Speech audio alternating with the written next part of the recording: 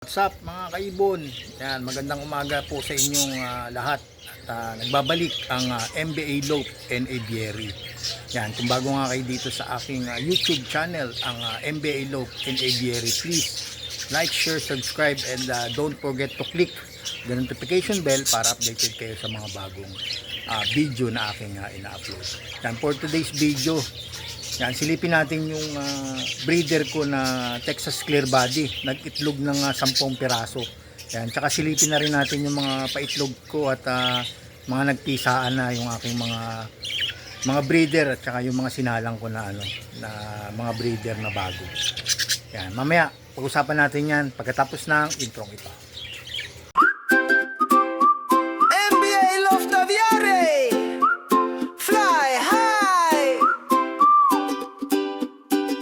Hanap mo ba ay gabay sa pag-aalaga sa parakeets at lovebirds? Kami ang una. MBA Loaf Aviary, kaibigan mapagkakatiwalaan. Sulit na mga ibon, laging maaasahan. Kalapate at paraket, sabay na lilipad. Kaalaman sa pag-aalaga, dito ilalantad. MBA Loaf Aviary, sa saya ay kasama. Gabay sa bawat pakpak, gabay sa bawat tuka. Lovebirds at parakeets, alagang totoo. MBA Loaf Aviary, para sa inyo to.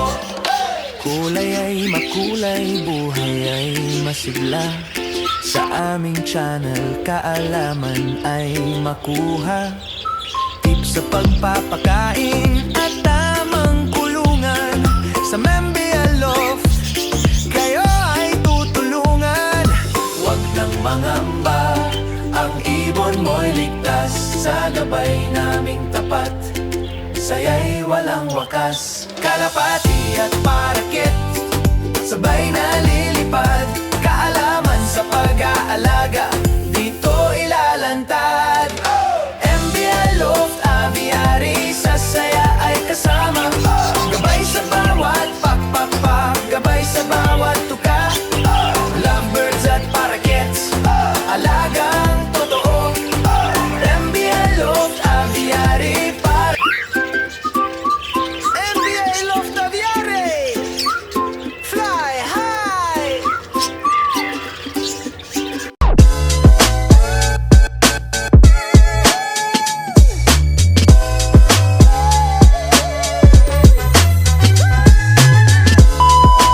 Welcome back mga kaibon. Yan, dito na tayo ulit sa aking ibunan. Bago natin pag-usapan yung breeder ko na na 10 piraso yung initlog. Siguro baka may pisa na nga din sa 10 na yon. Sana yung 10 na yon ay fertile or mapisa lahat. Yan, mas swerte na tayo pag mapisa yung 10 piraso. Bali second time na nga yun na meron akong breeder na 10 pirasong itlog ang kanyang ang kanilang initlog. Ngayon yung dun sa unang breeder ko, ang napisa 8. Yan, sana dito sa pangalawang breeder ko lahat na mapisa. Yan, bago natin pag-usapan yon, silipin muna natin yung mga iba kong mga alagang parakit. Yan, may mga itlog na rin yan at may iba napisaan na. Kaya nga dumadami na naman yung aking mga alagang parakit kasi nga siyempre todo support tayo sa mga vitamins and pagkain nila para yung balik sa atin ay swerte. Meron na tayong pangdagdag na na pambili ng patuka. Yeah. Mga kaibon, kaya nga sabi ko, ang pag-aalaga ng ibon ay kailangan bigyan natin ng pagmamahal. Yan. Kung ano yung pagmamahal natin sa ating pamilya, ganoon din dito sa ating mga alagang ibon. Kasi pag lagi natin susuportahan at bibigyan natin sila ng masustansyang pagkain, ang balik niyan sa atin ay maging malaki. Siyempre nandiyan yung yung papasok na yung ang ating income kung sakaling gusto nating magbenta or mag-out ng ating mga alagang parakit. Yan, tulad ko dito sa aking ibunan, talagang sunod-sunod yung paitlog nila kasi nga dun sa binibigay kong mga vitamins at saka sa suporta ko ng mga pagkain tulad ng mga gulay at siyempre nandyan yung mga seeds na masustansya Tapos dun sa mga pampataba ng kanilang mga inakay. Saka yun nga, yung sa tubig, syempre binibigyan natin ng probiotics at mga vitamins tulad ng dito sa aking ibunan, nagbibigay ako ng Bitmen Pro. Yan. Kaya mamaya bago na nga natin tingnan yung isang breeder ko na 10 yung initlog. Bali, silipin muna natin yung mga iba kong mga yung mga ibang parakit. Ito nga mga kaibon yung yung mga breeder ko. Second second clutch na nila. Nung unang clutch, ang initlog nila ay 6. Ngayon napisa 5. Yan, swerte pa rin tayo kasi isa lang yung hindi napisa at meron tayong 5. Ngayon yung mga anak nito nandoon na sa dun, supply cage dun sa parang parang isolation. Doon ko pinapagulang yung mga anak nila. Check natin yung may na to, may mga napisa na yung mga inakay nila. Tingnan natin. Kaya siyempre bago tayo magbuksan, katok muna tayo para hindi siya mabulabog.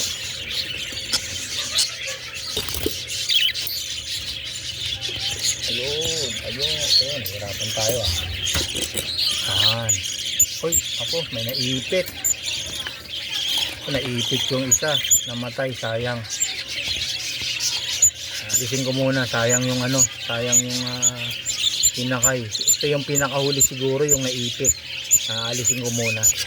Ayun nga mga kaibon, ito sayang yung sayang isang anak nila, siguro kapipisa lang nito, nadagan na ng mga kapatid. Siyempre hindi rin natin maiwasan, talagang merong gantong sitwasyon pagka sobrang liit na o nahuhuli sa pagpisa. Siyempre yung mga kapatid malalaki na, nadadaganan.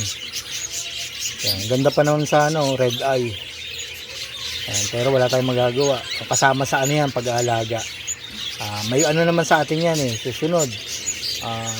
Baka hindi na tayo mamatayan o maipitan. Yan, balik tayo dun sa dun sa mga kapatid nito. Ayun mga kaibon. Bali ang ang itlog nito 8. Hindi pa natin na-check yung kung ilang piraso. Pero i-check ko para malaman natin kung ilang piraso nga yung yung inanak nila. Ayun nga mga kaibon. Ayan, 8 yung itlog nito. Ngayon ang napisa ay 7. Namatay pa yung isa. Bali 6 tong mga inakay nila.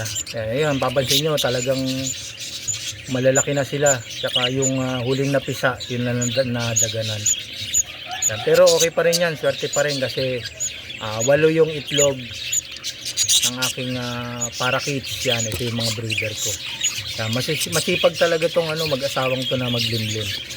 At yun lang, sinamalas lang, nadaganan nila yung isang anak, yung pinakamaliit. Sana itong isa pa, mapisa pa to. Yan, hindi ko na nga na-check kung ano yung mga nito, kung may pero kanina may nakita ko 2 red eye dito.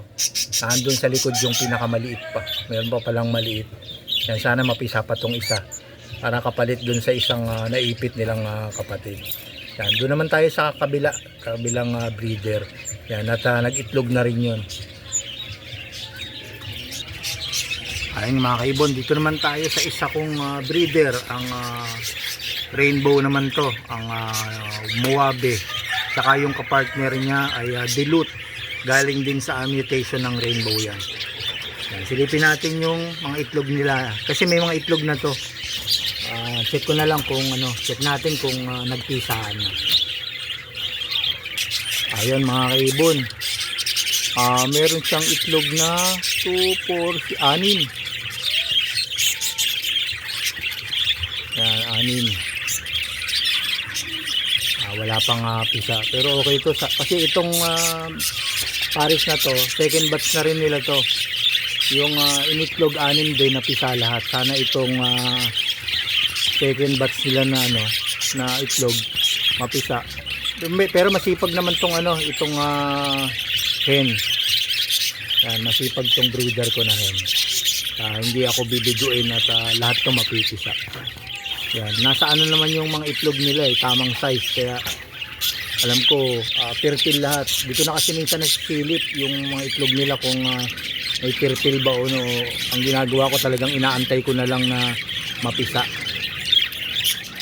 Siguro baka sunod na araw mapisaan na to kasi magkakasunod lang naman yung mga ano yan, mga paitlog ko. Ayun, doon naman tayo sa ano, sa taas. Ito yung dito sa taas. Kumbaga sa taas na ano ko, na ano, mga bagong salang to. Ito, follow naman to. Yan, back to back follow.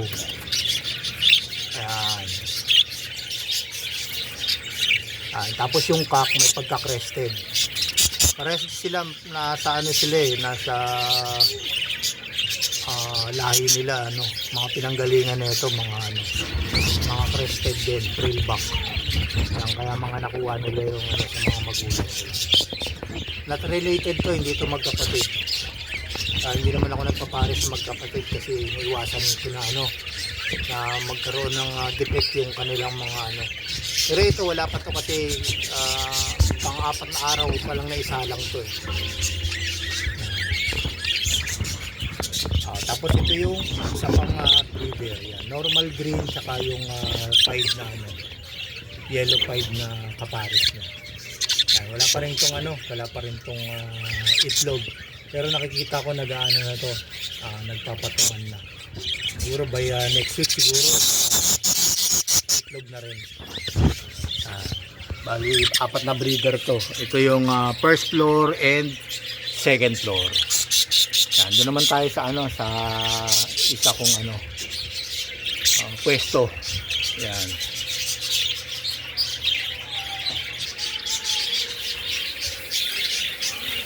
Yan, ito naman yung mga kaibon, yung panglima kong breeder na mga sinalang. Yan. Parehas siyang ano, parehas siyang TCB. Not related to, hindi sila magkapatid. Pero back to back. Nagpares yun. Talagang gusto kong paramihin ng ano, ang line na TCB.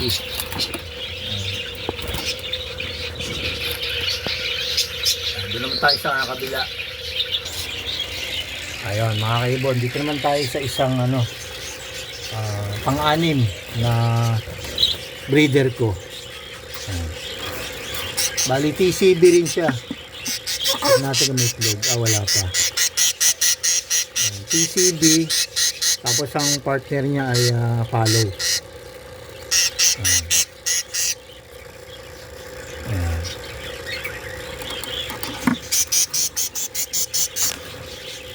Wala pa. Ando naman tayo sa ano, sa kabila. Ando naman tayo sa taas. Ito yung TCB uli. Yan, bagong pairing ko naman yan. Yan yung ano, nasa loob yung cup. Wala pang mabagong salang ko pa yan, kaya wala pang ano, wala pang itlog yan. Tapos dito naman tayo sa kabila. Yan, sa kabilang ano, linya. Bali TCB rin to. Ang kapares niya ay ano, ay Lutino. Ang partner niya. I-check natin kung ano. Ano na to, may mga inakay na. Yan, check natin. Ayun. Check natin mga kaibon. Siyempre kakatok muna tayo. Hindi mabulabog. Alam na nila na may bubuksan yung kanilang ano, kulungan. Ayun, meron na nga kaibon. Ayun merong isang hindi napisa. Yan, check natin doon sa malapitan. Ayun, ito na mga kaibon. Yan. Merong isa pang hindi napisa. Pito yung ano, pito yung itlog nito. Ngayon, ang 6. Yan, 6 yung inakay. Yan, swerte pa rin kahit papaano. Marami pa rin yung ano, yung napipisa. Dahil nga sa ginagawa kong sistema na ibinibigay lahat yung mga kailangan ng ating mga ibon. Kasi ang balik nila ay ano, maraming painakay. Yan. Ibig sabihin na gustong-gusto nila dito sa kanilang ano, sa kanilang tinitirahan. Kaya natakampante sila na mag-itlog ng marami. Yan. Ito yung breeder ko. Yan, second ano na to, second clutch na nila. Yan. Ito yung TCB at saka yung asawa niya ay ano, ay Lutino.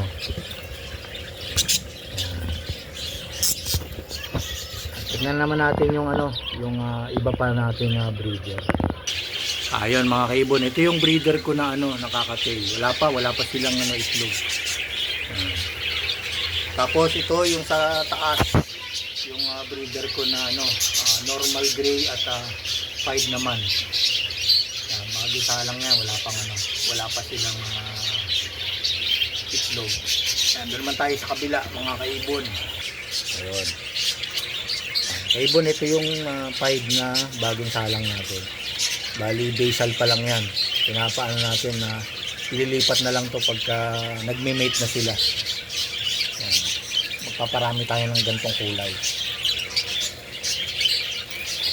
Naman tayo sa kabila mga kaibon.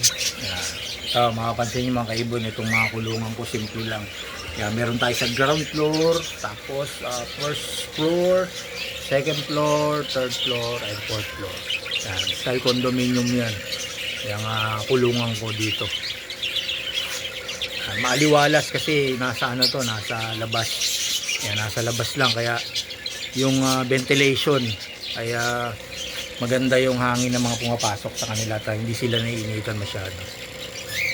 Doon naman tayo sa kabila na pwesto. Yan. Ito mga kaibon yung sinasabi ko sa inyo na ano, flight cage.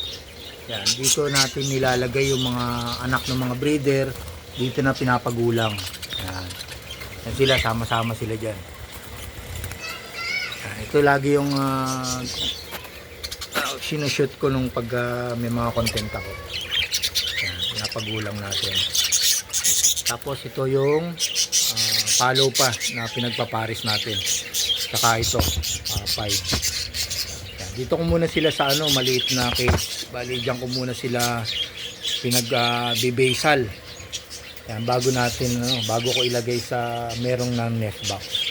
Tapos ito pa yung isang breeder ko, bagong salang din. Ang muwabi naman siya, rainbow. Ang kaparis niya, rainbow din. Yan, ewan ko kung may itlog na to kasi hindi na lumalabas yung hen eh. Ayun, meron na pala. Ang bilis nga, yung bilis nila. Pag nalipat ko lang, nag-itlog na. Meron na tayong isa. Yan, dito sa pairing natin na rainbow mat. Yan, ito yung kapares, yung pack. Doon naman tayo sa kabila. Ayun, ito yung kaibon yung isa ko, budget kits to. Itong 5 natin. Tapos check natin yung anak nila. Ayan, malaki na. Dalawa lang tong ano, bali 4 yung inanak nito. Ayun. Ayan, dalawa yung napisa. Dalawa yung naandong itlog, hindi na nabuo. Pero okay pa rin at 50% na napisa yung kanilang itlog. Yan, ito yung nanay. Yan. Follow naman siya na albino. Yan, ito yung tatay. Yan, first clutch pa lang nila. Sana susunod na clutch mapisa na lahat. Yan, umuulan ng inakay dito sa aking ibunan kaya masaya ako kasi nga kahit papaano nasusuklian nila tayo ng ano, ng mga maraming paanak. Doon naman tayo sa isa kong breeder na rainbow. Ayun, ito mga kaibon yung breeder ko na rainbow. Ayan.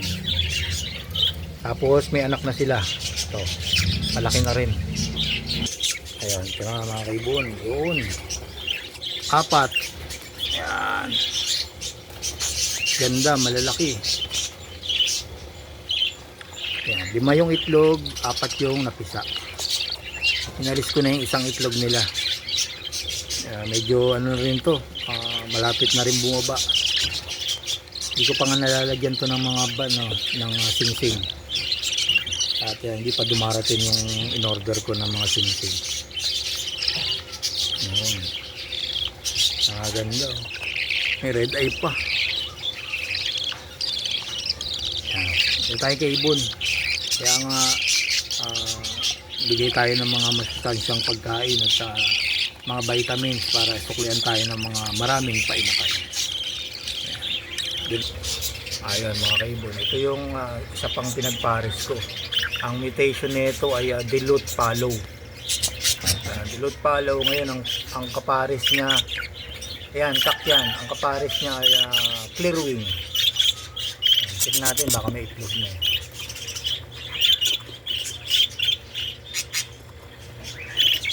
Natin dahan-dahan baka makawala. Ay wala pa. Ayan, ito yung kapares na hen. May pagka-crested pa rin siya. Ito, split to sa sa rainbow. Ayan. Tapos yung itong kapares niya ay galing din sa sa rainbow. Ayan. Bali ang magulang nito rainbow at saka follow. Kaya ang kinalabasan dilute follow, split sa rainbow yan.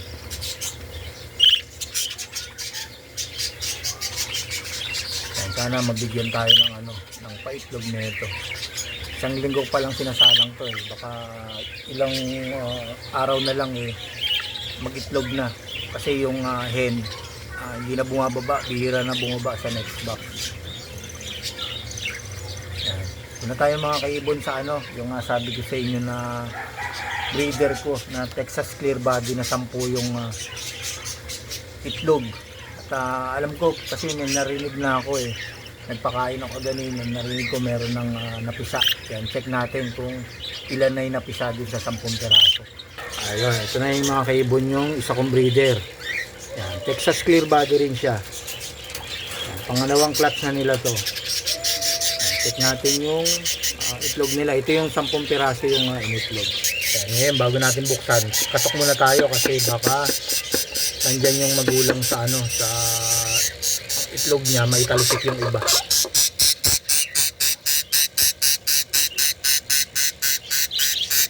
Ayun, so mga kaibon, meron ng isa. Yung itlog niya 2, 4, 6, 8, 9. Yan, 10 ngayon, meron ng isang pisa. Sana yung iba mapisa pa. Yan, kita mo yung care nila sa nila sa anak nila. Yan, ang pares naman niya, follow naman to na white.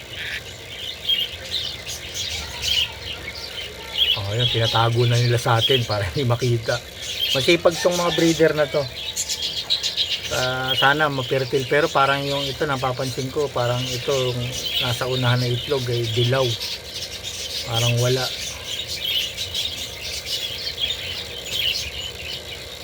Ayun mga kaibon, yung gaya nga ng sabi ko sa inyo kaganina, ang pagbibigay nga ng ng pagmamahal sa ating mga alaga, yan ay may kapalit din yan sa atin. Yan, siyempre nagiging sila kampante pag yung amo nila ay binibigyan sila ng masasarap na pagkain, tapos may mga vitamins, binibigyan din natin sila ng mga pampalakas, pampatibay ng mga buto. Yan, naalalaman nila talagang mahal na mahal sila ng kanilang amo. Yan, kaya nga sa inyo mga kaibon, sana ganun din kung mag-alaga nga kayo ng ganitong mga ibon, siyempre bigyan nyo rin sila ng oras at yung mga pangangailangan nila ibigay nyo. Kung kinakailangan na bigyan nyo ng mga maraming pagkain, pero depende na rin yan. Siyempre pagbibigay ng pagkain depende rin kasi baka nga biglang tumaba at hindi na sila makapagpa-breed ng marami. Kaya dapat katamtaman lang yung pagbibigay. Nandiyan yung pagbibigay natin ng mga prutas. Yan, nagbibigay din ako ng malunggay dito, tapos yung mga water-based na mga gulay tulad ng kangkong, pechay, yan, repolyo, yan ang mga gusto nila. Lalong lalo na sa mga meron ng painakay. Yan yung mga tapos syempre bibigay tayo ng mga calcium sa kanila. Andyan yung mineral blocks at pwede rin magbigay ng grits. Yan. Yun nga mga kaibon at ang pagmamahal nga sa atin mga alaga natin, syempre nandun yung susuklian tayo ng maraming mga paanak. Yan. Kasi alam nila mahal na mahal nila tayo. Yan. Kaya sinusukli din nila sa atin. Yan. Nandito lang mga kaibon, sana nagustuhan nyo yung pagtutur ko dito sa aking ibunan at pinakita ko sa inyo yung mga breeder ko na na continuous production ng kanilang mga itlog. Yan. Hanggang dito na mga kaibon at sana nagustuhan nyo ang aking video at maraming salamat sa inyong panonood at pakikinig ng aking video. Happy breeding mga kaibon.